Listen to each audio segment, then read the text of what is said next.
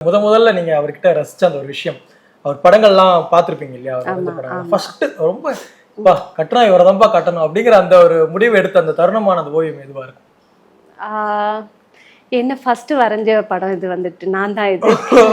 இந்த படம் நீங்க தானா? ஆமா. ஆனா இந்த படம் இல்ல, நிறைய படம் பார்க்கும்போது உங்க நேர்ல பார்த்ததுக்கு அப்புறம் நிறைய படங்களை பார்க்கும்போது உங்களுடைய அந்த சாயல் அதுல இருக்கிற மாதிரியே ஃபீலா இருந்தது. கண்டிப்பாக.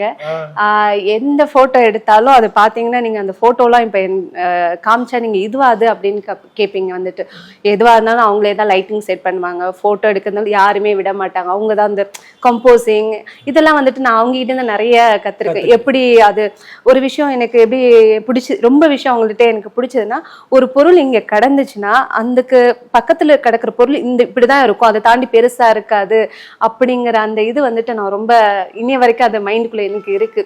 இது இப்படிதான் போகும், இந்த ஆங்கிள் தான் போகும், இது இதுக்கு இந்த ஒரு பீஜன்னா இதுக்கு மேல பெருசா இருக்காது அப்படிங்கிற ஒரு விஷயத்த கரெக்டா அவங்க இது பண்ணுவாங்க, மேட்ச் பண்ணுவாங்க. அந்த விஷயம் எனக்கு ரொம்ப பிடிச்ச விஷயம்.